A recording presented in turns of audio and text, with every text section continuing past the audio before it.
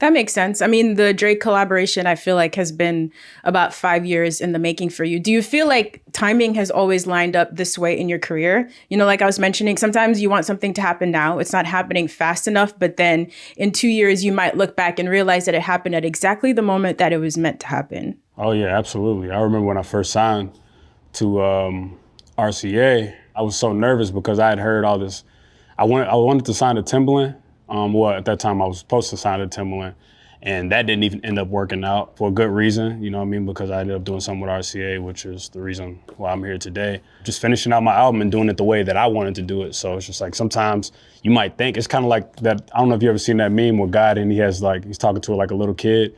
And then she's like, he's trying to take the teddy bear away from her, and she's just like, no, but I love it so much. And he's like, just trust me. And he has like a really big one behind his back. So it's kind of like that. So I just kind of let life take its course, you know what I mean? It could be a fear of failure, of people judging you, a fear of just people being in your business. There's a lot. And so in the past few years, have you had to conquer some of your fears in order to keep moving forward? Absolutely. Just the fear, like as we talk about judgment, people just criticizing me 24/7 and just telling me what I need to be making, what I need to be doing. You know, I need to go back to this, or I need to get away from this. It's crazy because like when I was doing my thing and doing it the way I thought I should be doing it, people were telling me that I was doing it wrong.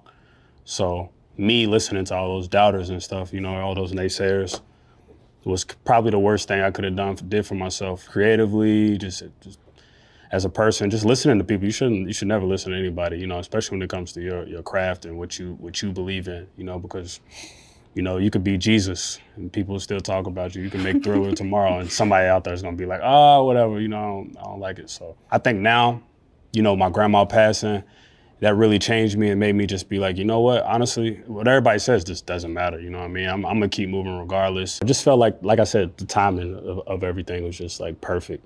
Started digging through the hard drives, looking at songs that didn't make Trap Soul, and I was just like, dang, why didn't I use this song on Trap Soul? You know, like, why didn't I try to do this? And it was most likely because, you know, I might have played it for somebody and it was like, you know what I'm saying? So it's just like, you know what, I'm just gonna do me regardless. I was looking at the my manager's wall. He has all the accolades for Trap Soul, and every time I look at it, I'm just like, wow, every single one of these ideas, somebody was like, you know what I'm saying? So it's just like, does it even really matter at the end of the day? It really doesn't. You just kind of just got to do you and just keep going. And if it works, it works. If it doesn't, it doesn't. I just rather fail on my own gut than fail on somebody else's, you know, so.